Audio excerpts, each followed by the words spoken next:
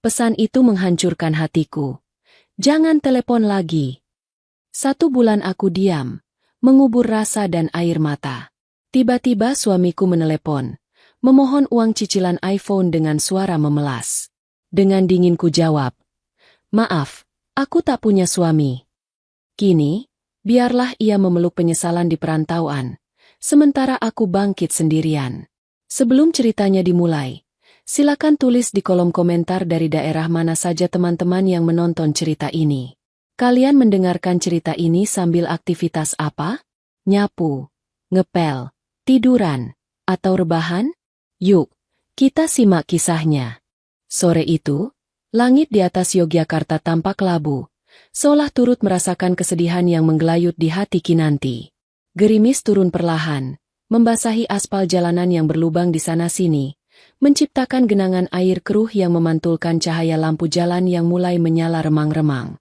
Di stasiun Lempuyangan, hiruk-pikuk penumpang beradu dengan suara peluit kereta yang melengking panjang, sebuah tanda perpisahan yang menyakitkan bagi mereka yang harus pergi.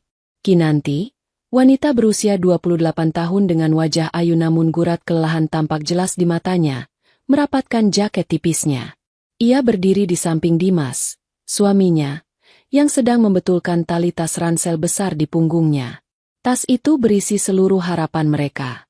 Pakaian seadanya, ijazah terakhir, dan mimpi untuk mengubah nasib. Dimas, lelaki berusia 30 tahun itu, menatap istrinya dengan pandangan yang sulit diartikan, campuran antara tekad yang kuat dan ketakutan akan dunia baru yang akan ia hadapi di Jakarta. "Mas," panggil Kinanti pelan. Suaranya nyaris tenggelam oleh suara pengumuman kedatangan kereta dari pengeras suara stasiun. "Hati-hati di sana. Ya, jangan lupa makan. Obat masuk anginnya sudah aku taruh di kantong depan tas." Dimas mengangguk. Tangannya terulur menyentuh pipi Kinanti yang dingin terkena angin sore. "Iya, Kinan. Kamu juga di rumah baik-baik. Jaga kesehatan. Aku janji, ini nggak akan lama. Begitu utang keluarga kita lunas dan aku bisa kumpulin uang buat benerin atap rumah yang bocor itu, aku bakal sering pulang. Nanti kalau ada rezeki lebih, aku jemput kamu biar kita bisa tinggal bareng di Jakarta." Kinanti tersenyum tipis, meski hatinya terasa perih. Rumah mereka di desa memang sudah sangat memprihatinkan. Setiap kali hujan turun deras seperti sore ini, mereka harus sibuk menaruh ember dan panci di ruang tamu dan kamar tidur karena atap seng yang sudah karatan tak lagi mampu menahan air. Belum lagi utang peninggalan almarhum bapak mertua yang kini menjadi tanggungan Dimas sebagai anak laki-laki satu-satunya. Beban itu yang membuat Dimas akhirnya memutuskan untuk merantau, meninggalkan pekerjaan serabutan di desa demi mengejar gaji UMR di kawasan industri Cikarang. "Ini, Mas." Kinanti menyodorkan sebuah rantang susun 3 berwarna hijau muda. Rantang itu sudah agak pudar warnanya, tapi isinya dimasak dengan penuh cinta. "Aku bawain bekal buat makan di kereta. Sama buat sarapan besok pagi kalau belum sempat cari makan pas sampai di sana. Ada oseng mercon kesukaanmu, telur dadar, sama peye kacang yang baru aku goreng tadi siang." Dimas menerima rantang itu dengan mata berkaca-kaca. Ia tahu betul, untuk memasak lauk-pauk ini, Kinanti pasti menyisihkan uang belanja mereka yang pas-pasan. "Makasih, Dek. Kamu nggak usah repot-repot padahal uangmu harusnya kamu simpan buat makan sehari-hari." "Nggak apa-apa, Mas. Biar kamu kuat," jawab Kinanti. Kereta Bengawan yang akan membawa Dimas ke arah barat perlahan mulai terlihat dari kejauhan. Lampu sorotnya membelah gerimis sore. Orang-orang mulai berdesakan mendekati bibir peron. Suasana menjadi semakin riuh. Pedagang asongan berteriak menawarkan air mineral dan tisu, sementara para porter berlarian mengangkut barang bawaan penumpang yang menggunung. Di tengah keriuhan itu, Kinanti melakukan sesuatu yang tak diketahui Dimas. Saat Dimas sibuk mengecek tiket di tangannya, dengan gerakan cepat namun hati-hati, Kinanti menyelipkan sebuah amplop kecil ke dalam saku jaket lusuh yang dikenakan Dimas. Amplop itu berisi uang tabungan terakhir Kinanti, hasil dari berjualan gorengan dan peyek selama berbulan-bulan yang ia kumpulkan sedikit demi sedikit di bawah kasur. Jumlahnya tidak banyak, hanya 300.000 rupiah, tapi bagi Kinanti, itu adalah nyawanya untuk bertahan hidup seminggu ke depan. Namun, ia lebih rela kelaparan di desa daripada suaminya terlantar kelaparan di kota orang tanpa memegang uang sepeser pun. "Mas, keretanya sudah datang," ucap Kinanti. Suaranya mulai bergetar menahan tangis. Dimas menoleh, lalu memeluk Kinanti erat-erat. Pelukan itu terasa hangat di tengah udara stasiun yang dingin. Aroma keringat Dimas bercampur dengan bau hujan menjadi aroma yang akan sangat dirindukan Kinanti nanti malam. "Doakan aku sukses." "Ya, aku janji, Dek. Aku janji akan pulang setiap lebaran. Aku bakal telepon kamu setiap hari. Aku bakal kerja keras biar kamu nggak usah capek-capek lagi jualan peyek keliling kampung," bisik Dimas di telinga istrinya. "Iya, Mas. Aku percaya sama kamu. Ingat pesan ibu. Jangan tinggalin salat. Jangan tergoda macam-macam," pesan Kinanti sambil mengusap punggung suaminya. Peluit panjang berbunyi. Tanda kereta siap diberangkatkan sebentar lagi. Petugas stasiun mulai meniup peluit dan mengibarkan papan sinyal. Dimas melepaskan pelukannya, menatap wajah istrinya lekat-lekat seolah ingin merekam setiap inci wajah itu dalam ingatannya. "Aku berangkat," kata Dimas singkat. Karena jika ia berbicara lebih panjang, air matanya pasti akan tumpah. Dimas melangkah masuk ke dalam gerbong ekonomi yang padat. Ia berjuang mencari tempat duduknya di antara kardus-kardus dan tas penumpang lain. Setelah menemukan kursinya di dekat jendela, ia segera membukanya. Di luar, di peron yang basah, Kinanti masih berdiri mematung. Wanita itu melambaikan tangan dengan senyum yang dipaksakan. Air mata mulai mengalir di pipi Kinanti, bercampur dengan rintik hujan yang semakin deras. Kereta mulai bergerak perlahan. Roda besinya beradu dengan rel, menciptakan suara jedak-jeduk yang konstan. Dimas melambaikan tangan dari balik kaca jendela yang buram. Sosok Kinanti semakin lama semakin mengecil, hingga akhirnya hilang ditelan jarak dan kelokan rel. Di dalam kereta yang sesak dan panas, Dimas duduk termenung. Ia meraba saku jaketnya untuk mengambil sapu tangan, namun jari-jarinya menyentuh sesuatu yang lain. Sebuah amplop. Dimas menariknya keluar dan membukanya. 3 lembar uang 100 ribuan yang lusuh dan berbau minyak goreng. Di sana terselip secari kertas kecil bertuliskan tulisan tangan Kinanti yang rapi. "Buat pegangan Mas di Jakarta. Jangan sampai Mas kelaparan. Aku sayang Mas." Dada Dimas sesak seketika. Ia mendekap amplop itu ke dadanya, menundukkan kepala dalam-dalam agar penumpang di sebelahnya tidak melihat ia menangis. Di tengah guncangan gerbong kereta ekonomi, Dimas bersumpah dalam hati. Ia akan sukses. Ia akan membahagiakan Kinanti. Ia tidak akan menyia-nyiakan pengorbanan istrinya. Namun, Dimas tidak tahu bahwa janji yang diucapkan di saat susah seringkali terlupakan ketika seseorang mulai mencicipi sedikit rasa nyaman. Kota Jakarta bukan hanya menawarkan peluang, tapi juga ujian yang jauh lebih berat daripada sekadar atap bocor, ujian gengsi dan lupa diri. Malam itu, Kinanti pulang sendirian ke rumah mereka yang sepi. Suara jangkrik terdengar nyaring, bersahutan dengan bunyi tetesan air hujan yang jatuh ke ember di ruang tamu. Ia menatap sisi tempat tidur yang kosong, dingin. Namun, ia memegang teguh janji suaminya, bahwa ini semua demi masa depan mereka. Bahwa Dimas tidak akan berubah. Bahwa cinta mereka sekuat baja, atau setidaknya, itulah yang ia harapkan. 6 bulan telah berlalu sejak perpisahan di stasiun Lempuyangan. Waktu seolah berjalan dengan 2 kecepatan yang berbeda. Bagi Kinanti di desa, waktu berjalan sangat lambat, penuh penantian dari satu dering telepon ke dering telepon lainnya. Namun bagi Dimas di Cikarang, pinggiran Jakarta yang penuh dengan pabrik raksasa, waktu berlari kencang, digilas oleh roda kehidupan yang serba cepat dan menuntut. Dimas kini tinggal di sebuah kontrakan petak yang sempit di gang sempit di belakang kawasan industri. Kontrakan itu panas, pengap, dan dindingnya tipis sehingga suara tetangga sebelah yang sedang bertengkar atau suara televisi bisa terdengar jelas. Namun, bagi Dimas, tempat ini adalah awal dari segalanya. Ia sudah mendapatkan pekerjaan sebagai operator produksi di sebuah pabrik otomotif ternama. Gajinya jauh lebih besar dibandingkan apa yang pernah ia dapatkan seumur hidupnya di desa. Awalnya, Dimas masih rajin mengirim kabar. Setiap pulang kerja, ia akan menelepon Kinanti, menceritakan betapa lelahnya berdiri 8 jam, betapa macetnya jalanan, dan betapa ia merindukan masakan istrinya. Ia juga rutin mengirimkan sebagian besar gajinya ke kampung, menyisakan sedikit saja untuk makan dan bayar kontrakan. Namun, lingkungan pergaulan mulai mengubah segalanya perlahan-lahan. Seperti racun yang menyebar tanpa disadari, gengsi mulai merayapi hati Dimas. Di pabrik tempatnya bekerja, penampilan adalah segalanya bagi sebagian besar karyawan muda. Saat jam istirahat atau pergantian shift, teman-teman Dimas akan berkumpul di area merokok atau kantin. Mereka tidak membicarakan atap bocor atau harga beras. Mereka membicarakan gadget terbaru, modifikasi motor, sepatu branded, dan tempat nongkrong yang sedang hits. "Woi, Dim, masih aja pakai HP kentang itu," ledek Rio, teman satu lain produksinya, suatu siang di kantin.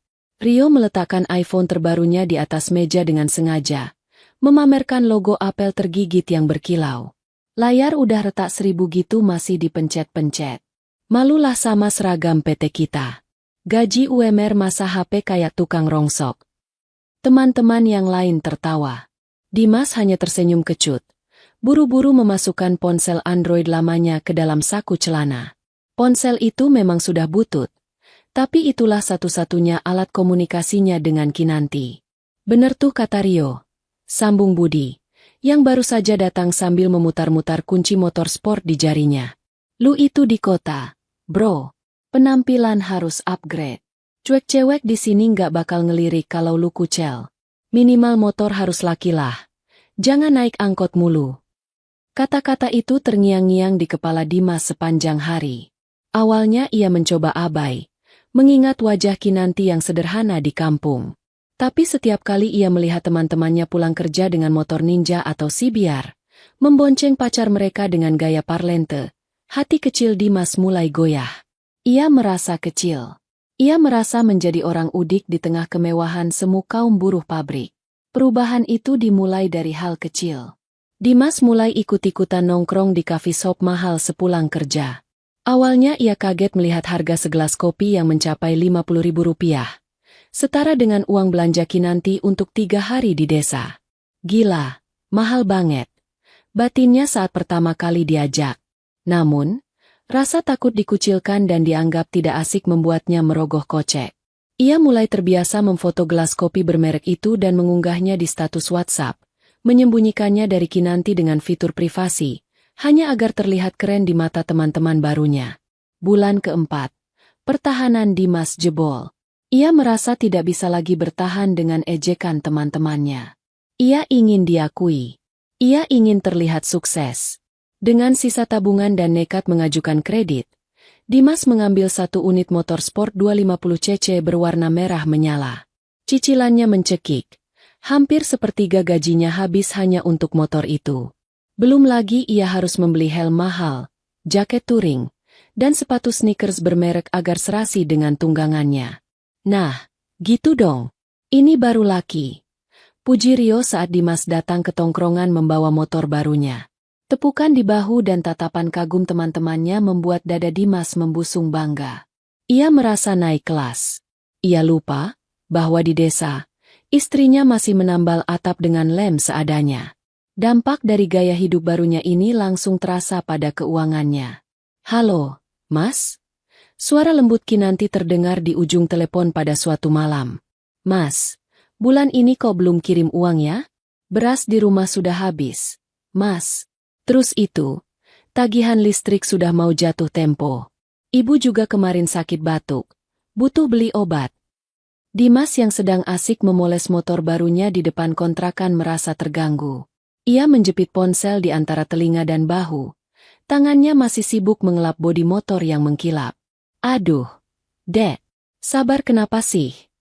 Nada bicara Dimas mulai meninggi, tidak selembut dulu. "Jakarta itu keras, Dek. Biaya hidup di sini mahal. Makan mahal, transport mahal. Kamu di desa kan bisa makan seadanya dulu. Sayur kan bisa petik di kebun. Masa apa-apa harus beli?" Kinanti terdiam di seberang sana. Suaranya terdengar bergetar. "Tapi Mas, Aku cuma minta 500.000 saja buat sebulan. Biasanya Mas kirim 1 juta lebih. Piyeku lagi sepi karena hujan terus. Mas, minyak goreng juga naik. Iya, iya. Nanti kalau ada sisa aku kirim. Jangan nuntut teruslah. Pusing aku. Aku di sini kerja banting tulang buat siapa kalau bukan buat kalian. Bentak Dimas. Padahal, uang itu habis bukan untuk biaya hidup, melainkan untuk membayar cicilan motor dan traktir teman-temannya agar dianggap loyal. Dimas mematikan telepon sepihak. Ia merasa bersalah sejenak, tapi kemudian notifikasi grup WhatsApp geng motornya berbunyi.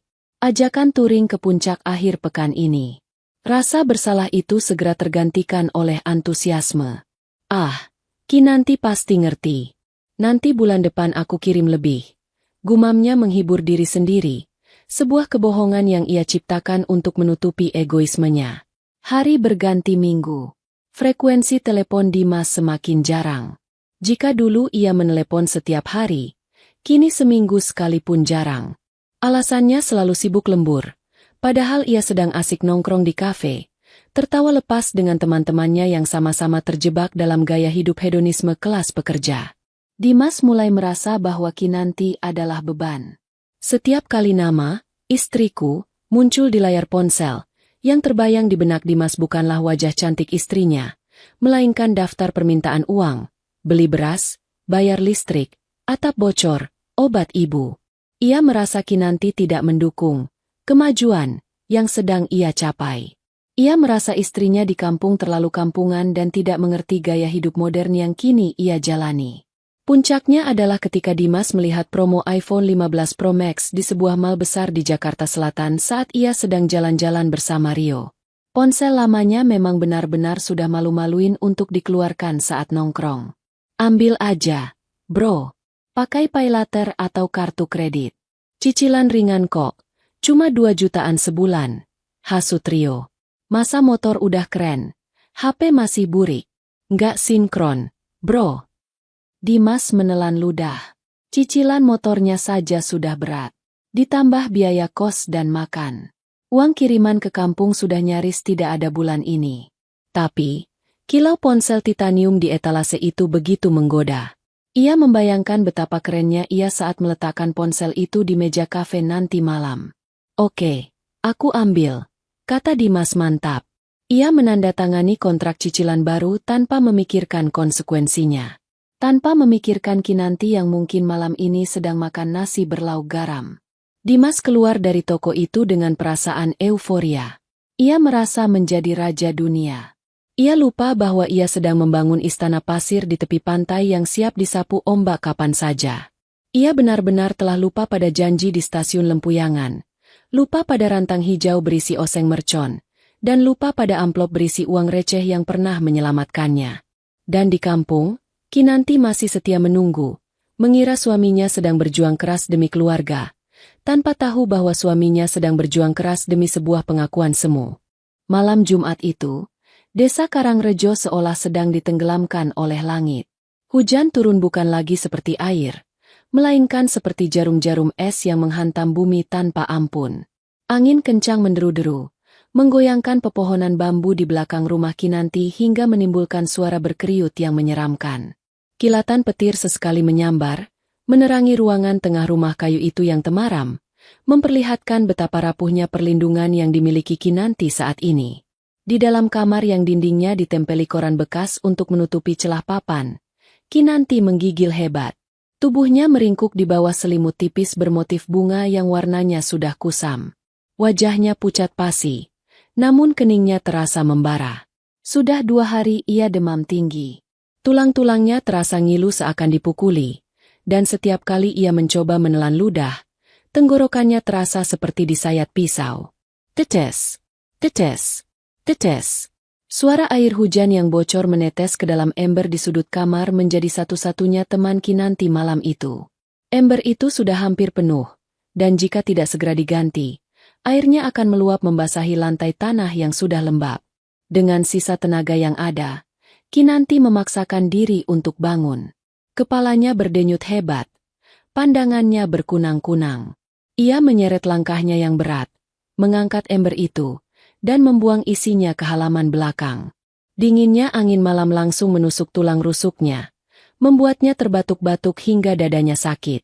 Kembali ke tempat tidur, Kinanti menatap ponsel lamanya yang tergeletak di samping bantal. Baterainya tinggal sedikit, dan sinyal di desa saat hujan badai begini seringkali timbul tenggelam. Ia menatap layar itu dengan penuh harap. Tidak ada pesan masuk. Tidak ada panggilan tak terjawab. Kosong. Perutnya perih. Sejak pagi ia hanya makan bubur nasi dengan sedikit garam. Persediaan beras tinggal tersisa 1 cangkir. Cukup untuk besok pagi saja. Uang pegangannya benar-benar habis. Dagangan peyeknya minggu ini sepi pembeli karena hujan terus-menerus membuat orang malas keluar rumah. Ia butuh uang, bukan untuk bermewah-mewah, tapi hanya sekadar Rp50.000 untuk berobat ke mantri desa dan membeli 1 kilogram beras. Mas Dimas. Lirihnya, air mata panas mulai menggenang di pelupuk matanya. Kinanti berperang dengan batinnya sendiri. Ia tahu Dimas sering marah belakangan ini jika ditelepon. Tapi ia benar-benar tidak punya pilihan. Rasa sakit di tubuhnya semakin menjadi-jadi. Dengan jari gemetar, ia menekan tombol hijau pada nama, suamiku. Ut. Panggilan tersambung. Namun tidak diangkat. Kinanti mencoba lagi. Ut. Masih tidak ada jawaban. Sementara itu, ratusan kilometer jauhnya dari desa yang gelap dan basah itu, Dimas sedang duduk di sebuah beer garden di kawasan Kemang, Jakarta Selatan. Suasana di sana sangat kontras. Lampu-lampu neon berwarna ungu dan biru menghiasi ruangan. Musik live akustik mengalun merdu membawakan lagu-lagu top 40, dan aroma kopi bercampur asap rokok memenuhi udara. Dimas duduk semeja dengan Rio dan 2 teman wanita dari divisi HRD yang baru mereka kenal.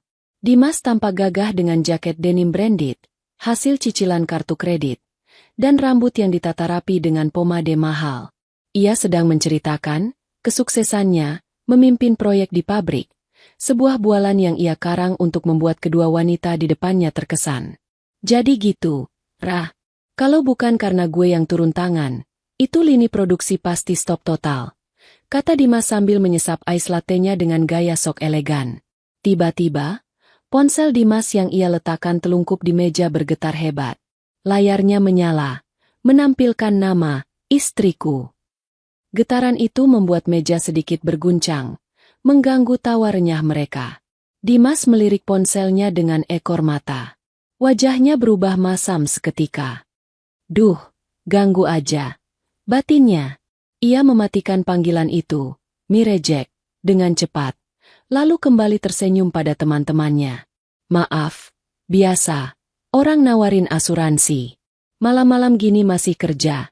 Kasihannya. Teman-temannya tertawa. Namun, belum genap 1 menit. Ponsel itu bergetar lagi. Panjang dan mendesak. Rio melirik sinis. Asuransi kok ngotot banget. Dim? Jangan-jangan debt collector atau orang rumah lu? Sindirnya sambil tersenyum mengejek. Wajah Dimas memerah karena malu. Ia merasa harga dirinya sedang dipertaruhkan di depan wanita-wanita cantik ini. Gengsinya yang setinggi langit terusik. Ia tidak mau terlihat sebagai suami takut istri, apalagi suami yang masih dirongrong masalah kampung yang nggak level. Ponsel itu bergetar untuk ketiga kalinya. Amarah Dimas meledak dalam diam. Ia menyambar ponselnya kasar, berpamitan sebentar untuk ke toilet. Di lorong toilet yang sepi namun bising oleh dentuman musik, Dimas menatap layar ponsel dengan tatapan penuh kebencian. Ia tidak mengangkat telepon itu. Ia tidak mau mendengar suara batuk atau keluhan Kinanti yang menurutnya hanya akan merusak mood malam Jumatnya. Jari jempolnya menari cepat di atas layar sentuh, mengetikkan kalimat-kalimat yang didorong oleh setan kemarahan dan keangkuhan. Tanpa dibaca ulang, tanpa memikirkan perasaan wanita yang telah menemaninya dari nol, ia menekan tombol kirim. Send. Di desa, Kinanti mendengar bunyi ting dari ponselnya. Hatinya melonjak senang. Mas Dimas membalas. Mungkin Mas Dimas sedang sibuk jadi tidak bisa angkat. Tapi dia pasti kirim kabar transfer, pikir Kinanti polos. Dengan tangan yang masih gemetar karena demam, Kinanti membuka pesan WhatsApp itu. Cahaya layar ponsel menjadi satu-satunya penerangan yang menyinari wajahnya yang tirus. Matanya membaca baris demi baris huruf kapital itu. Jangan telepon lagi. Aku capek dengan semua permintaanmu. Jangan ganggu aku kerja. Dasar wanita menyusahkan. Waktu seakan berhenti berputar detik itu juga. Suara guntur yang menggelegar di luar seketika menjadi senyap di telinga Kinanti. Yang terdengar hanyalah suara detak jantungnya sendiri yang seolah pecah berkeping-keping. Kinanti membaca pesan itu sekali lagi. Dan sekali lagi. Memastikan matanya tidak salah baca karena demam. Tapi tulisan itu nyata. Setiap hurufnya seperti paku yang dihunjamkan ke dadanya. Menyusahkan, bisiknya lirih, suaranya parau. Bayangan perjuangannya berkelebat. Ia yang rela makan nasi garam demi Dimas bisa ongkos ke Jakarta. Ia yang menjual anting pernikahan ibunya demi melunasi utang judi ayah Dimas dulu. Ia yang membungkuskan uang 300.000 terakhir di saku jaket Dimas 6 bulan lalu. Kinanti tidak membalas pesan itu. Jempolnya menggantung di atas layar. Tapi tenaganya hilang. Ia meletakkan ponsel itu perlahan di samping bantal seolah benda itu adalah bara api yang panas. Air matanya tidak langsung tumpah. Rasa sakitnya terlalu dalam hingga melampaui kemampuan air mata untuk mewakilinya. Ia hanya menatap langit-langit kamar yang bocor. Air hujan menetes tepat mengenai keningnya yang panas, lalu mengalir ke pipi, bercampur dengan keringat dingin. Barulah beberapa menit kemudian, isak tangis itu pecah. Bukan tangisan meraung-raung, melainkan tangisan tertahan yang menyakitkan. Kinanti memeluk lututnya sendiri, menggigit bibir bawahnya hingga berdarah agar suaranya tidak terdengar oleh tetangga. Di tengah badai malam itu, di antara demam yang membakar tubuh dan dingin yang menusuk tulang, sesuatu di dalam diri Kinanti mati. Cintanya, harapannya, dan kepercayaannya pada Dimas, luruh bersama hujan malam itu. Ia sadar, ia sendirian sekarang. Benar-benar sendirian. 1 bulan telah berlalu sejak malam jahanam itu. Waktu seakan membeku dan kemudian mencair kembali dalam bentuk yang berbeda bagi Kinanti. Pagi itu, pasar tradisional Kecamatan Karangrejo tampak becek sisa hujan semalam. Aroma khas pasar, perpaduan bau ikan asin, sayuran segar, terasi, dan lumpur, menguap ke udara. Hiruk-pikuk pedagang dan pembeli tawar-menawar menjadi musik latar kehidupan sehari-hari. Di salah satu sudut pasar, tepat di depan toko Mas Sinar Jaya, Kinanti berdiri tegak. Penampilannya sedikit berubah. Tidak ada lagi wajah sendu yang selalu menunduk malu. Wajahnya kini terlihat lebih tegas, meski sorot matanya dingin dan datar. Ia mengenakan kebaya sederhana namun rapi. Rambutnya digelung ke belakang tanpa hiasan apapun. Ia melangkah masuk ke dalam toko emas itu. Di tangannya, ia menggenggam sebuah kotak bludru merah kecil yang sudah usang. "Ada yang bisa dibantu, Mbak?" tanya pelayan toko, seorang pria paruh baya berkacamata. Kinanti meletakkan kotak itu di atas etalase kaca. Ia membukanya perlahan. Di dalamnya, tergeletak sebuah cincin emas polos seberat 3 gram. Cincin kawinnya. Benda yang dulu dipakaikan Dimas dengan janji sehidup semati di depan penghulu. "Saya mau jual ini, Pak. Berapa taksirannya?" Suara Kinanti tenang, tanpa getar sedikit pun. Pelayan itu mengambil cincin tersebut, menimbangnya, dan menggosoknya sedikit di batu uji. "Emas tua ini, Mbak, tapi model lama dan suratnya sudah agak lecek. Paling saya bisa ambil 1.800.000. Gimana?" Dulu, Kinanti mungkin akan menangis saat harus melepas benda ini. Ia akan mengingat kenangan manis saat Dimas menabung berbulan-bulan demi membelinya. Tapi hari ini, memori itu tidak menimbulkan rasa apa-apa. Cincin itu hanyalah benda logam. Benda yang tidak bisa dimakan saat ia kelaparan, dan tidak bisa dipakai untuk berobat saat ia sakit. "Baik, Pak. Saya lepas," jawab Kinanti mantap. Uang 1.800.000 rupiah berpindah tangan.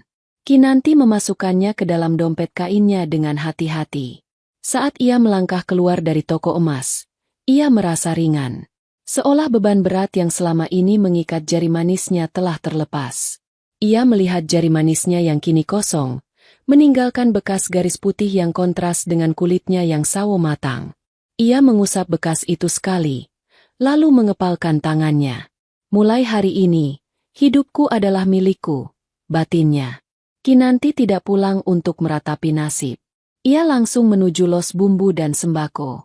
Dengan uang modal itu, ia memborong tepung beras, kacang tanah kualitas terbaik, minyak goreng kemasan, bukan curah, bumbu-bumbu dapur, kemiri, dan ketumbar.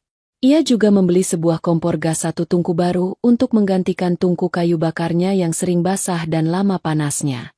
Hari-hari Kinanti berubah total. Ia mematikan perasaannya. Ia berhenti mengecek ponselnya. Bahkan, ia sengaja tidak membeli pulsa agar tidak tergoda untuk melihat apakah Dimas online atau tidak. Nomor Dimas tidak ia blokir, tapi ia hapus dari daftar kontak agar nama itu tidak muncul lagi. Baginya, orang yang mengirim pesan kasar sebulan lalu itu sudah bukan suaminya lagi. Rutinitas Kinanti kini dimulai sejak pukul 2 pagi. Saat ayam jantan belum berkokok, lampu di dapur rumah Kinanti sudah menyala terang. Suara sereng-sereng wajan beradu dengan spatula menjadi irama paginya. Ia tidak lagi hanya membuat peyek kacang biasa. Ia berinovasi. Ia membuat peyek udang rebon, peyek bayam, dan peyek teri Medan yang renyah dan gurih. Selain peyek, Kinanti mulai memberanikan diri menerima pesanan nasi kotak untuk acara syukuran atau rapat di kelurahan. Awalnya hanya 5 kotak, 10 kotak. Namun karena rasanya yang enak dan harganya yang masuk akal, pesanan mulai membludak. Masakan Kinanti memiliki jiwa. Rasa bumbunya berani dan medok. Sesuatu yang dirindukan lidah orang desa. Mbak Kinan, peyeknya enak banget. Renyah, nggak keras, bumbunya pas. Besok saya pesan 5 toples ya buat oleh-oleh saudara di kota. Puji Bulura suatu pagi saat Kinanti mengantar pesanan ke kantor desa. Matur nuwun, Bu. Siap, nanti saya buatkan yang spesial. Jawab Kinanti dengan senyum sopan. Senyum yang ramah. Namun ada jarak yang ia ciptakan. Ia tidak lagi terlibat dalam gosip ibu-ibu PKK tentang suami siapa yang selingkuh atau anak siapa yang nakal. Ia hanya bicara seperlunya tentang bisnis dan pekerjaan. Orang-orang kampung mulai menyadari perubahan Kinanti. Kinanti sekarang beda ya? Bisik seorang tetangga pada tetangga lainnya saat melihat Kinanti lewat mendorong gerobak belanjaan yang penuh. Dulu kelihatannya nelangsa terus nungguin kiriman lakinya. Sekarang jalannya tegap, wajahnya segar. Iya, dengar-dengar lakinya di Jakarta nggak pernah kirim duit lagi. Tapi lihat tuh, dia malah bisa benerin atap rumahnya sendiri kemarin. Tukangnya dibayar kontan, loh. Ya, Kinanti memang sudah memperbaiki atap rumahnya. Minggu ketiga setelah menjual cincin, keuntungan dagangnya cukup untuk membeli seng baru dan membayar tukang. Tidak ada lagi ember-ember di dalam rumah saat hujan. Rumahnya kini kering dan hangat. Sehangat tekad di dadanya. Malam itu, setelah seharian lelah bekerja, Kinanti duduk di ruang tamunya yang kini sudah rapi. Tidak ada lagi debu atau sarang laba-laba. Di sudut ruangan, tumpukan toples peyek siap kirim tertata rapi. Ia menghitung uang hasil penjualan hari ini. Lembar demi lembar uang puluhan ribu dan ribuan ia rapikan dan ia ikat dengan karet gelang. Jumlahnya lumayan. Cukup untuk makan enak. Cukup untuk tabungan, dan cukup untuk memberi sedikit sedekah ke kotak amal masjid. Kinanti menyandarkan punggungnya ke kursi kayu. Ia menatap dinding kosong di depannya. Dulu, di sana tergantung foto pernikahannya dengan Dimas. Foto itu sudah ia turunkan dan ia simpan di dalam lemari paling bawah, tertutup tumpukan kain perca. Tiba-tiba, ia menyadari sesuatu. Hari ini genap 1 bulan. Dan selama 1 bulan ini, ia tidak meneteskan air mata setetes pun untuk Dimas. Ia makan dengan lahap, ia tidur dengan nyenyak karena lelah bekerja, dan ia bangun dengan semangat untuk mencari uang. Ternyata, ia bisa hidup tanpa Dimas. Ternyata, ketakutannya selama ini, bahwa ia akan mati kelaparan jika ditinggal suami, hanyalah ilusi. Justru tanpa beban menunggu dan sakit hati berharap, ia bisa berlari lebih kencang.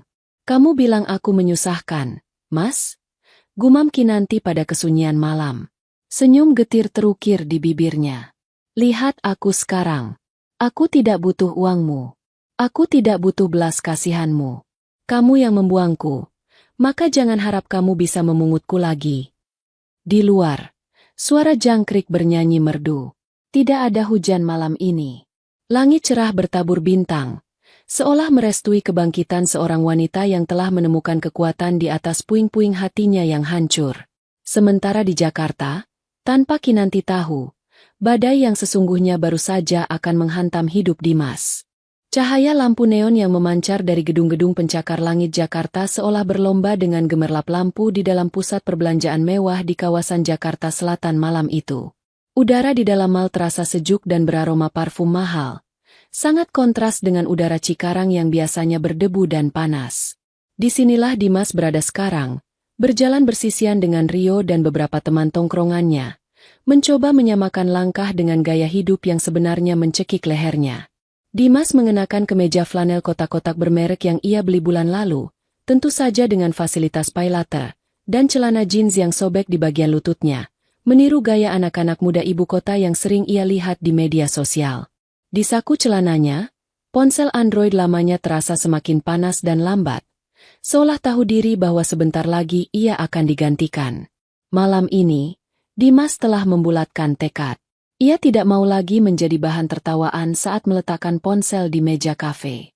Ia ingin menjadi bagian dari mereka, kaum elit buruh pabrik yang bisa menenteng gadget puluhan juta rupiah. Mereka berhenti di depan sebuah gerai resmi Apple yang didominasi warna putih bersih dan kaca transparan yang elegan. Di dalam etalase, berjejer ponsel-ponsel canggih yang menjadi dambaan jutaan orang. Jantung Dimas berdegup kencang. Ada rasa takut yang menyelinap, mengingat gajinya yang sebenarnya pas-pasan, tapi suara tawa Rio yang menggema di telinganya lebih mendominasi. Masuk, Dim. Jangan kayak orang susah berdiri di depan doang. Kita ini pekerja keras, wajar kalau mau self-reward.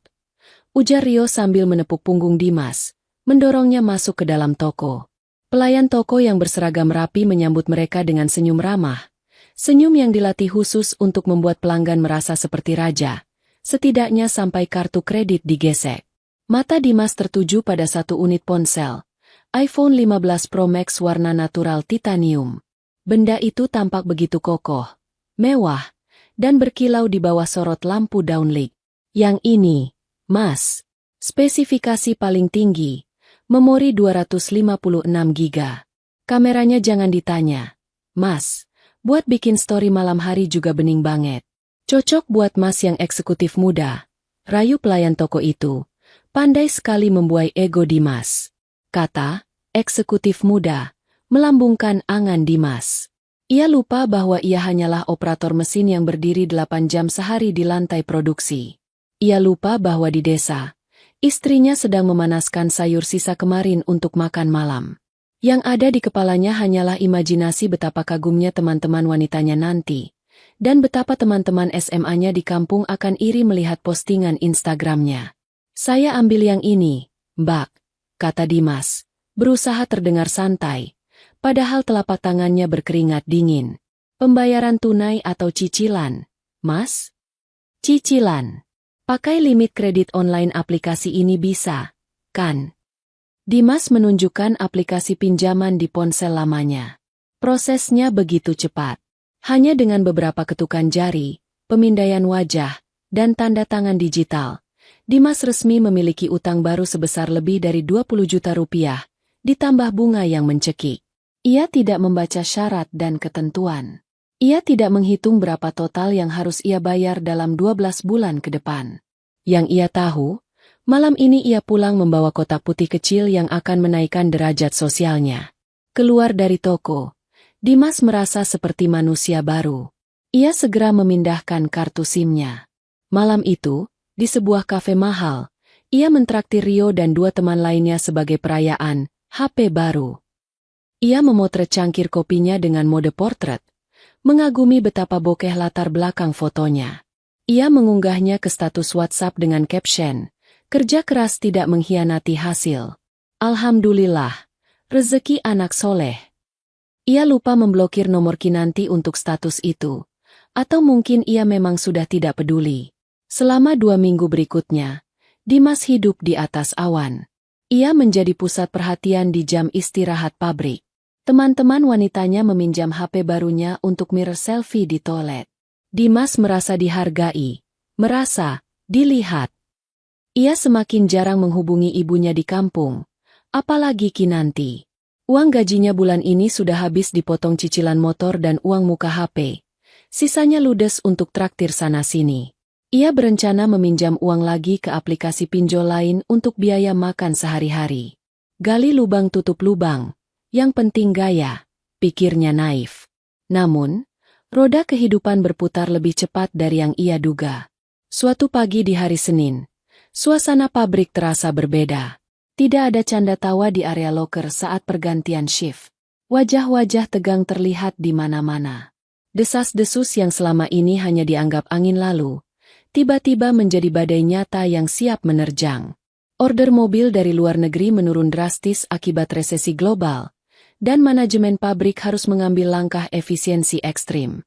Sirine tanda istirahat berbunyi, tapi bukan untuk makan siang. Seluruh karyawan shift pagi dikumpulkan di aula besar, hall, pabrik. Udara di ruangan besar itu terasa pengap oleh keringat dingin ribuan pekerja. Manajer HRD berdiri di podium dengan wajah suram, memegang mikrofon yang suaranya menggema memantul di dinding-dinding seng. Rekan-rekan sekalian, suara manajer itu berat. Dengan sangat berat hati, perusahaan harus melakukan pengurangan karyawan sebesar 30% untuk menyelamatkan operasional pabrik. Keputusan ini final dan tidak dapat diganggu-gugat. Nama-nama yang terkena dampak akan menerima amplop coklat saat keluar dari ruangan ini. Jantung Dimas seolah berhenti berdetak. Ia menoleh ke arah Rio. Wajah Rio pucat pasi, namun Rio adalah karyawan tetap yang sudah bekerja 10 tahun. Sedangkan Dimas? Ia masih karyawan kontrak yang baru diperpanjang setahun lalu. Posisi yang sangat rentan. Satu persatu karyawan keluar dari barisan. Suasana mencekam. Ada yang langsung menangis histeris saat menerima amplop coklat.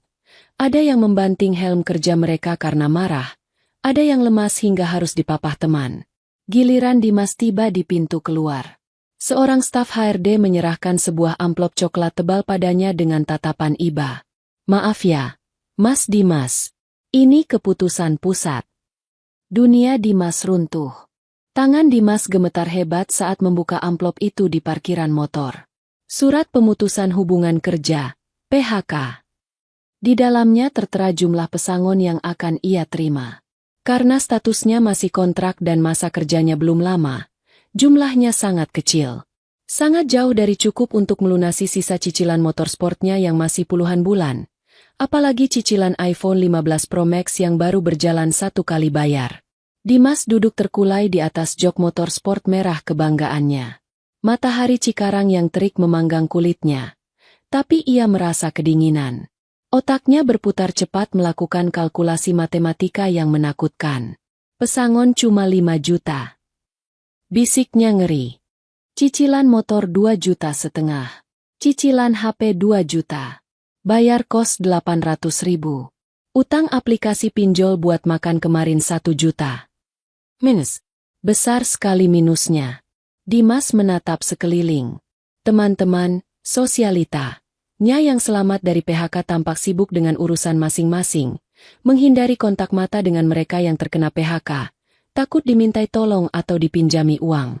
Rio, sahabat karibnya dalam berfoya-foya. Bahkan sudah menghilang entah kemana. Mungkin takut Dimas akan membebani hidupnya. Dimas mengeluarkan iPhone mahalnya dari saku. Benda itu kini terasa berat. Bukan karena bobot titaniumnya, tapi karena bobot masalah yang dibawanya. Layar retina yang jernih itu kini memantulkan wajah seorang pria yang kalah, seorang suami yang durhaka, dan seorang perantau yang gagal total. Ia ingin menangis, tapi air matanya tertahan oleh gengsi yang masih tersisa sedikit. Pasti bisa cari kerja lagi. Aku kan punya pengalaman. Hiburnya pada diri sendiri. Sebuah penyangkalan terakhir sebelum ia benar-benar jatuh ke jurang. Ia tidak sadar bahwa mencari pekerjaan di tengah gelombang PHK massal seperti mencari jarum di tumpukan jerami. Dan tagihan-tagihan itu tidak akan mau menunggu barang 1 hari pun. Siang itu, Dimas pulang ke kontrakannya bukan sebagai pahlawan keluarga, melainkan sebagai pengangguran yang membawa bom waktu finansial di saku celananya. Di desa, Kinanti sedang bersujud dalam salat zuhurnya, mendoakan keselamatan suaminya. Doa yang tulus dari hati yang sudah disakiti, namun belum didengar oleh langit karena tertutup kabut kesombongan Dimas. 2 minggu setelah PHK, kamar kos Dimas yang sempit sudah berubah menjadi penjara. Tidak ada lagi tumpukan baju kotor branded yang biasanya ia laundry kiloan. Ruangan itu berantakan, penuh dengan bungkus mie instan dan puntung rokok. Udara di dalamnya apek, mencerminkan keputusasaan penghuninya. Kipas angin kecil di sudut ruangan berputar lemah, seolah malas mengusir hawa panas Jakarta yang membakar. Dimas berbaring di kasur busa tipis tanpa spray. Tubuhnya kurus, matanya cekung dengan lingkaran hitam yang pekat. Ia belum mandi 2 hari. Pesangon yang ia terima sudah menguap tak berbekas. Sebagian besar habis untuk membayar denda keterlambatan pinjaman online bulan lalu agar tidak diteror. Dan sisanya habis untuk makan dan beli rokok guna menenangkan pikiran. Kini, dompetnya benar-benar kosong. 0 rupiah. Dok, dok, dok. Suara gedoran pintu yang keras dan kasar membuat Dimas terlompat dari tidurnya. Jantungnya berpacu liar. Itu bukan ketukan tamu atau ibu kos. Itu ketukan malaikat pencabut nyawa dalam bentuk debt collector. Dimas, keluar lo. Jangan ngumpet kayak tikus. Teriak suara berat dari luar. Dimas gemetar. Ia merapatkan tubuhnya ke dinding, menahan napas. Ia tahu siapa mereka. Itu adalah orang-orang lapangan dari leasing motor. Sudah 2 bulan ia menunggak cicilan motor sportnya. Sejak di PHK, ia memprioritaskan membayar bunga pinjol karena teror mereka lewat telepon sangat mengerikan. Namun akibatnya cicilan motor terbengkalai. Dok, dok, dok. Gue tahu lo di dalam. Motor lo ada di depan. Keluar atau gue dobrak pintunya. Pintu kamar kos yang terbuat dari triplek tipis itu bergetar hebat. Tetangga-tetangga kos mulai keluar, berbisik-bisik. Rasa malu mulai menjalar di tubuh Dimas. Lebih menyakitkan daripada rasa laparnya. Dengan langkah gontai dan kaki gemetar, Dimas membuka pintu perlahan. 2 orang pria berbadan tegap dengan kulit terbakar matahari berdiri di sana. Wajah mereka garang. Mata mereka merah menahan amarah karena seharian mencari target tarikan. Salah satunya memegang map tebal berisi surat tugas. Mana duit angsuran? Janji minggu lalu. Mana? Bentak pria yang memakai jaket kulit hitam. Maaf, Bang. Belum ada. Saya baru kena PHK. Bang. Tolong kasih waktu seminggu lagi. Dimas memohon. Kedua tangannya menangkup di depan dada. Suaranya serak dan menyedihkan. Hilang sudah gaya, eksekutif muda, yang ia banggakan di mal 2 minggu lalu. Halah, alesan basi. Tiap didatengin alesannya PHK. Sakit, musibah. Pihak kantor nggak mau tahu urusan dapur lo. Kalau nggak bayar sekarang, unit kita tarik. Jangan, Bang. Itu kaki saya satu-satunya buat cari kerja. Tolonglah, Bang. Dimas hampir menangis, memegang lengan penagih utang itu. Pria itu mengibaskan tangan Dimas kasar. Nggak ada tolong-tolongan. Lo gaya-gayaan beli motor 250 cc tapi dompet kosong. Mana kuncinya? Pria kedua sudah bergerak menuju motor sport merah yang terparkir di halaman kos. Ia mencocokkan nomor plat dan nomor rangka. Cocok, bos. Angkut. Keributan itu memancing keluar ibu kos. Wanita parubaya bertubuh tambun yang selama ini cukup sabar. Tapi melihat keributan dan kehadiran penagih utang yang membuat penghuni lain takut, kesabarannya habis. Mas Dimas, panggil ibu kos tajam, sambil berkacak pinggang di ambang pintu. Ini ada apa ribut-ribut? Bikin malu kos-kosan saya saja. Dimas menunduk dalam-dalam. Maaf, Bu. Sementara motor kebanggaannya didorong paksa keluar gerbang oleh debt collector, sebuah pemandangan yang meruntuhkan harga dirinya di depan tetangga. Ibu kos memberikan vonis terakhir. Mas, saya nggak mau tahu. Kosan ini tempat baik-baik. Kalau Mas Dimas didatangi orang-orang kasar begini terus, penghuni lain pada pindah. Lagian Mas Dimas juga sudah nunggak uang kos 2 bulan, kan? Alasannya nunggu transferan istri, nunggu gaji, bohong semua ternyata. Ibu kos menarik napas panjang, lalu menunjuk ke arah jalan raya. Sore ini juga Mas Dimas angkat kaki. Kamar ini mau saya sewakan ke orang yang mampu bayar. Saya kasih waktu sampai jam 5 sore buat beres-beres. Dunia Dimas gelap seketika. Motor ditarik, diusir dari tempat tinggal.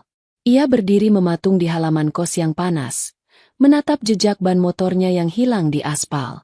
Ia benar-benar telah jatuh ke titik terendah. Dimas masuk kembali ke kamarnya untuk mengemasi barang-barangnya. Tidak banyak yang bisa ia bawa. Baju-baju brandednya ia masukkan asal-asalan ke dalam tas ransel. Sepatu mahalnya sudah ia jual minggu lalu dengan harga murah di pasar loak demi sesuap nasi. Saat sedang membereskan barang, perutnya berbunyi nyaring. Perih sekali. Terakhir ia makan adalah kemarin sore. Itu pun hanya sepotong roti tawar sisa teman kos sebelah yang berbaik hati. Dimas duduk di lantai, memegang iPhone 15 Pro Max-nya. Ponsel itu masih terlihat mewah, tapi kini tak lebih dari sekadar ganjalan kertas. Paket datanya sudah habis. Pulsanya nol. Ia hanya bisa menggunakan wifi kosan yang sebentar lagi akan ia tinggalkan. Lebih parah lagi, karena ia mengambil cicilan HP itu dengan sistem bundling provider dan ia tidak membayar tagihan bulan pertama. Ada notifikasi bahwa IMEI ponsel itu akan segera diblokir total oleh operator. Ponsel mahal itu akan menjadi iPhone Wi-Fi only, atau bahkan mati total. Dengan sisa koneksi Wi-Fi, Dimas mencoba menghubungi Rio lewat WhatsApp. Bro, tolong gue. Gue diusir dari kosan. Motor ditarik. Boleh numpang tidur di kosan lu nggak semalam aja? Gue bener-bener butuh bantuan. 1 centang biru. 2 centang biru. Rio sedang online. Status tipping muncul. Harapan Dimas melambung sedikit. Waduh, sorry banget Dim. Kosan gue lagi penuh. Ada saudara dari kampung dateng. Lagian gue juga lagi pusing nih. Sorry ya, bro. Semoga cepet beres masalah lu. Setelah itu, foto profil Rio hilang. Dimas diblokir. Dimas tertawa getir. Tawa yang terdengar seperti tangisan. Inilah harga sebuah pertemanan yang dibangun di atas pondasi uang dan gengsi. Begitu uang habis, teman pun lenyap seperti asap rokok yang tertiup angin. Pukul 5 sore, Dimas berjalan keluar dari gerbang kosan dengan tas ransel di punggung. Langit Jakarta yang mendung seolah mengejek nasibnya. Ia berjalan tanpa tujuan menyusuri trotoar yang penuh dengan pedagang kaki lima. Aroma nasi goreng dan sate ayam menusuk hidungnya, membuat air liurnya menetes, tapi ia tidak punya uang sepeser pun. Ia duduk di sebuah halte bus yang sepi. Pikirannya melayang ke desa Karangrejo. Bayangan wajah Kinanti muncul di benaknya. Istrinya yang sederhana, yang masakannya selalu hangat, yang tidak pernah menuntut macam-macam. Istri yang dulu selalu menyelipkan doa dalam setiap langkahnya. Kinan. Bisik Dimas. Ada dorongan kuat untuk menghubungi istrinya. Meminta maaf, meminta bantuan, meminta tempat untuk pulang. Ia membuka kontak di HP-nya. Jari jempolnya gemetar di atas nama, istriku. Namun, tiba-tiba bayangan pesan kasar yang ia kirim sebulan lalu muncul kembali. Jangan telepon lagi. Aku capek dengan semua permintaanmu. Rasa malu yang luar biasa besar menahan jarinya. Bagaimana mungkin ia menjilat ludah sendiri? Bagaimana mungkin ia kembali sebagai pecundang yang kalah setelah berlagak sombong? Ego laki-lakinya, meski sudah babak belur, masih menyisakan sedikit kesombongan bodoh. Enggak, gue nggak boleh minta tolong Kinan sekarang. Gue harus usaha sendiri dulu. Kalau gue sukses lagi, baru gue hubungi dia. Batin Dimas masih saja delusional di tengah kelaparan. Ia memutuskan untuk tidur di emperan toko yang sudah tutup malam itu. iPhone mahalnya ia peluk erat-erat di dalam jaket, takut dicopet. Ironi yang menyedihkan, memeluk barang mewah seharga puluhan juta, tapi tidur beralaskan kardus bekas di pinggir jalan, dengan perut kosong yang melilit perih. Malam itu, untuk pertama kalinya, Dimas merasakan dinginnya Jakarta yang sesungguhnya. Dingin yang tidak berasal dari AC mal, tapi dari kesepian dan penyesalan yang mulai merambat naik, meski belum sepenuhnya ia akui. Di kejauhan, suara takbir berkumandang dari masjid. Dimas memejamkan mata, dan setitik air mata akhirnya jatuh membasahi pipinya yang kotor oleh debu jalanan. Suasana di desa Karangrejo sore itu begitu damai. Kontras dengan badai yang pernah menerjang hati Kinanti sebulan lalu. Matahari sore yang hangat menerobos masuk melalui jendela kaca nako yang baru dipasang, menggantikan jendela kayu lapuk yang dulu sering dimakan rayap. Ruang tamu rumah Kinanti kini telah berubah wajah. Lantai tanah yang dulu lembab telah berganti menjadi keramik putih bersih ukuran 40x40 yang memantulkan cahaya. Dinding anyaman bambu telah dilapisi GRC board dan dicat warna krem yang menenangkan. Di tengah ruangan, Kinanti duduk bersimpuh di atas karpet bulu rasfur yang empuk. Di hadapannya, berserak buku catatan keuangan, kalkulator, dan tumpukan uang tunai yang jumlahnya tidak sedikit. 3 orang tetangga yang kini menjadi karyawannya baru saja pulang setelah seharian membantu menggoreng ratusan peyek dan mengemas nasi kotak pesanan pabrik gula di kecamatan sebelah. Alhamdulillah, desis Kinanti pelan. Tangannya yang cekatan menghitung lembar demi lembar uang berwarna merah dan biru. Bisnisnya meledak. Keputusannya untuk menjual cincin kawin dan mematikan rasa pada suaminya ternyata membuka pintu rezeki yang selama ini tertutup oleh air mata. Kinanti kini bukan lagi istri nelangsa yang menunggu kiriman. Ia adalah bos kecil yang dihormati. Ia baru saja membeli kulkas 2 pintu secara tunai untuk menyimpan stok bahan makanan. Sebuah kemewahan yang dulu hanya bisa ia mimpikan saat Dimas masih ada di sini. Saat ia sedang asik menulis rekapitulasi laba mingguan, ponsel Android lamanya yang tergeletak di atas meja bergetar panjang. Kinanti berhenti menulis. Dering telepon itu terdengar asing di telinganya karena sudah lama sekali ponsel itu sunyi dari panggilan pribadi. Biasanya hanya panggilan pesanan dari pelanggan. Kinanti melirik layar ponselnya. Jantungnya sempat berhenti berdetak sesaat. Di layar yang retak itu, terpampang jelas nama penelponnya, suamiku. Kinanti terdiam. Ia memang belum sempat memblokir nomor itu, hanya menghapus riwayat chat dan mematikan notifikasinya. Namun, nama itu masih tersimpan, sebuah sisa kenangan yang mungkin lupa ia buang. Ada jeda yang panjang sebelum Kinanti mengulurkan tangan. Dulu, setiap kali nama itu muncul, ia akan menyambarnya dengan penuh antusiasme, berharap mendengar suara rindu. Tapi kali ini, tangannya terasa berat, bukan karena rindu, melainkan karena rasa enggan. Namun, rasa penasaran dan firasat aneh mendorongnya untuk menggeser tombol hijau itu. Kinanti tidak langsung bersuara. Ia menempelkan ponsel ke telinga, menunggu suara dari seberang sana. Halo? Dek? Kinan? Suara itu terdengar. Suara Dimas. Tapi bukan suara Dimas yang gagah dan sombong seperti sebulan lalu. Suara itu terdengar serak, gemetar, dan menyedihkan. Ada nada panik yang tertahan di sana, seperti suara orang yang sedang tercekik lehernya. Ya, jawab Kinanti singkat. Dek, tanpa emosi. Alhamdulillah kamu angkat, Dek. Dimas terdengar menghela napas panjang, seolah lega luar biasa. Dek, aku mau ngomong penting. Jangan dimatiin dulu ya. Tolong banget. Kinanti tidak menjawab, hanya membiarkan hening mengisi sambungan telepon itu. Di Jakarta, Dimas sedang berdiri di pojok sebuah wartel, warung telepon, pinggir jalan, karena pulsanya habis dan ia meminjam HP tukang ojek dengan janji bayar nanti. Keringat dingin mengucur deras di pelipisnya. Dek, gini. Dimas terbata-bata. Ia mencoba merangkai kata, mencoba memanipulasi situasi seperti yang biasa ia lakukan. Aku lagi kena musibah sedikit di Jakarta. Dompetku kecopetan. ATM semua hilang. Terus, ini ada tagihan mendesak yang harus dibayar hari ini juga. Kalau enggak, aku bisa kena masalah besar sama orang kantor. Dimas berbohong. Ia tidak berani bilang ia di PHK. Ia tidak berani bilang ia diusir dari kos. Gengsinya masih terlalu tinggi untuk mengakui ia gelandangan. Masalah apa? Tanya Kinanti dingin. Itu, cicilan HP. Dek, iPhone yang aku pakai buat kerja. Ini penting banget buat komunikasi sama bos. Kalau nggak dibayar hari ini, HP-nya bakal diblokir dan ditarik kolektor. Aku dikejar-kejar orang leasing. Dek, aku takut. Suara Dimas mulai pecah, memelas. Tolongin mas. Dek, kirimin 3 juta aja. 3 juta aja buat nutup bulan ini sama bunga denda. Nanti begitu aku gajian bulan depan, aku ganti 2 kali lipat. Fendi.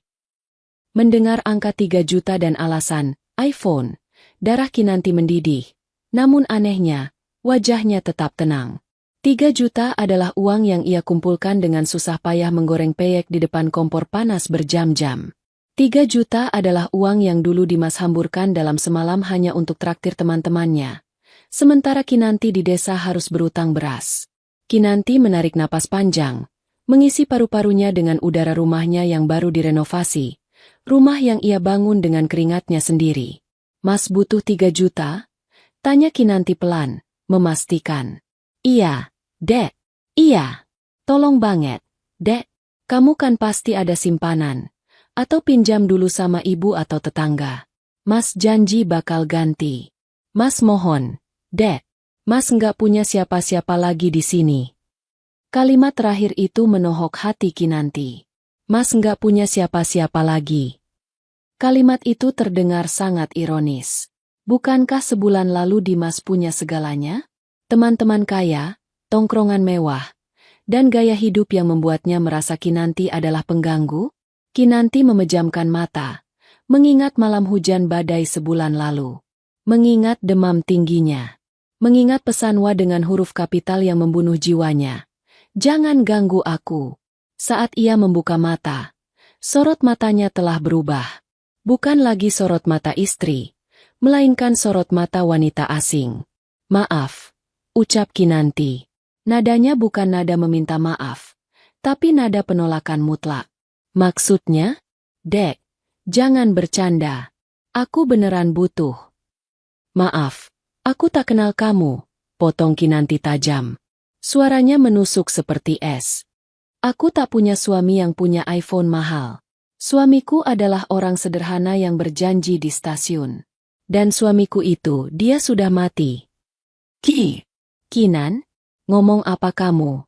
Suara Dimas tercekat. Suamiku sudah mati rasa sebulan lalu. Tepat di malam Jumat saat hujan deras. Saat istrinya sakit dan kelaparan. Dia bilang istrinya cuma pengganggu. Dia bilang dia capek dengan semua permintaan istrinya yang cuma minta uang buat beli beras dan obat. Lanjut Kinanti. Suaranya mulai bergetar karena emosi yang tertahan, namun ia tetap terkendali. Dek, itu aku hilaf. Aku lagi stres kerja. Dimas mencoba membela diri. Cukup, bentak Kinanti, memotong alasan klise itu. Kamu bukan hilaf, Mas. Kamu lupa diri. Kamu menukar istrimu dengan gengsi. Sekarang, saat teman-temanmu lari dan kamu susah, kamu baru ingat aku? Di mana mereka saat kamu butuh uang? Mintalah pada iPhone MU itu. Mintalah pada teman-teman ngopimu.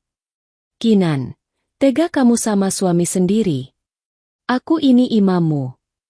Dimas mulai marah karena panik. Kartu as, suami. Ia keluarkan sebagai senjata terakhir. Imam itu melindungi, bukan membuang. Balas Kinanti telak.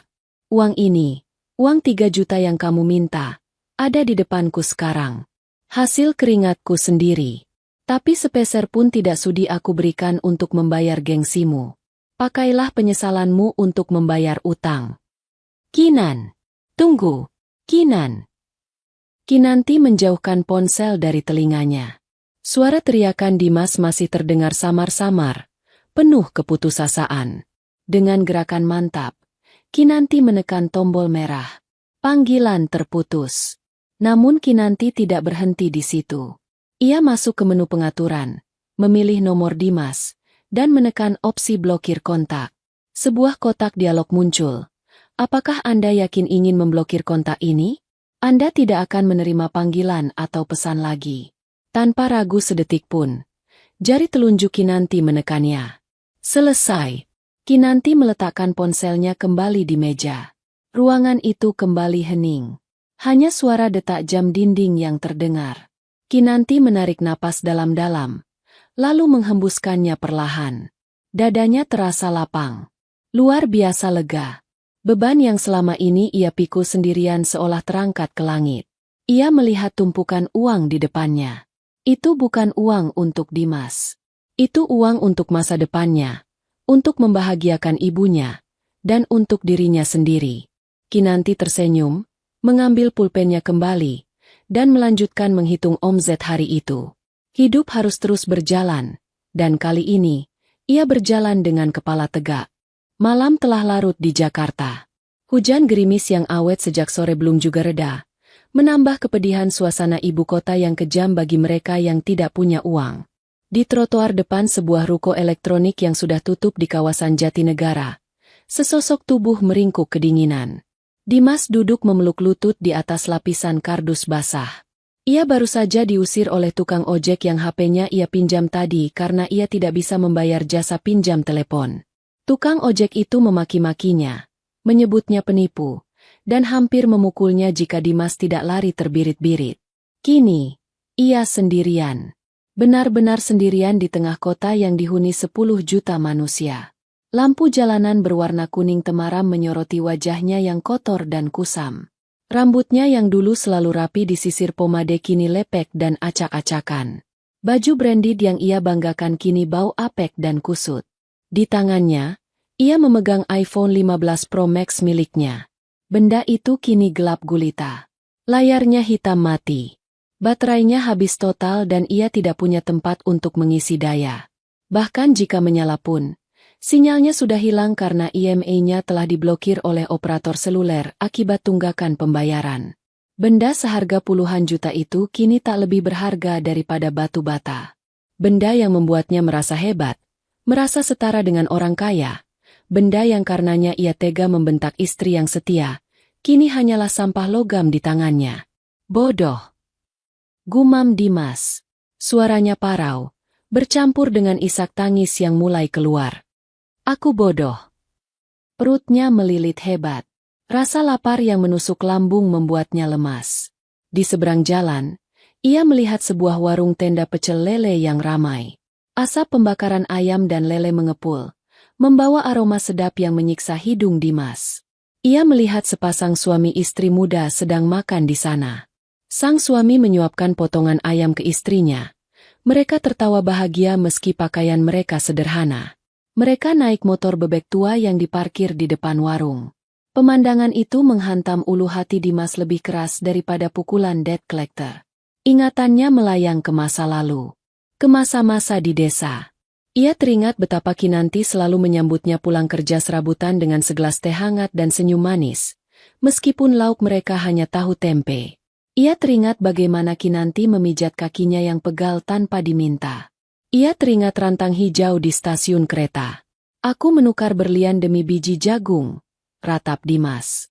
Air matanya tumpah ruah, bercampur dengan air hujan yang mulai membasahi wajahnya. Ia menyadari kebenaran yang terlambat. Ia mengejar pengakuan dari teman-teman yang tidak peduli padanya. Ia mengejar gengsi agar terlihat kaya di mata orang lain, tapi memiskinkan dirinya sendiri. Ia membuang satu-satunya orang yang tulus mencintainya apa adanya, bukan karena apa yang ia punya. Dimas menatap iPhone di tangannya dengan tatapan benci. Tiba-tiba, ia mengangkat tangan dan membanting ponsel mahal itu sekuat tenaga ke trotoar aspal. Praang! Layar kaca itu pecah berkeping-keping. Bodi titaniumnya tergores kasar. Tapi pecahnya ponsel itu tidak mengembalikan apa-apa. Tidak mengembalikan motornya. Tidak mengembalikan pekerjaannya, dan yang paling menyakitkan, tidak akan pernah bisa mengembalikan hati Kinanti. Dimas menangis sejadi-jadinya di pinggir jalan, tidak peduli pada tatapan orang yang lewat yang mengiranya orang gila. Penyesalan itu datang seperti ombak besar yang menggulungnya, membuatnya sesak napas. Kata-kata Kinanti terngiang-ngiang terus di kepalanya seperti rekaman rusak. Maaf, aku tak kenal kamu. Aku tak punya suami. Sementara itu, ratusan kilometer dari sana, di sebuah rumah nyaman di Jawa Tengah, Kinanti baru saja selesai melaksanakan salat Isya. Wajahnya basah oleh air wudhu, terlihat segar dan bercahaya. Ia melipat mukenanya dengan rapi. Aroma masakan tercium dari dapur. Ibu Kinanti sedang menghangatkan sayur lodeh dan menggoreng ikan asin. "Enduk, ayo makan dulu. Mumpung hangat," panggil ibunya. Kinanti tersenyum. Ia berjalan menuju meja makan kayu jati yang baru ia beli. Di sana tersaji nasi putih pulen yang mengepul, sambal terasi, lalapan segar, dan ikan asin. Sederhana, tapi baginya malam ini terasa seperti perjamuan raja. Ia mengambil piring, menyendokkan nasi. Tidak ada beban di pundaknya. Tidak ada rasa cemas menunggu telepon yang tak kunjung berdering. Tidak ada rasa sakit hati membaca pesan kasar. Hatinya damai. Ia merasa utuh kembali sebagai manusia. Kinanti menyuapkan nasi ke mulutnya. Nikmat. Sangat nikmat. Di luar, hujan sudah reda, menyisakan aroma tanah basah yang menenangkan. Kinanti menatap keluar jendela, ke arah bulan yang bersinar terang.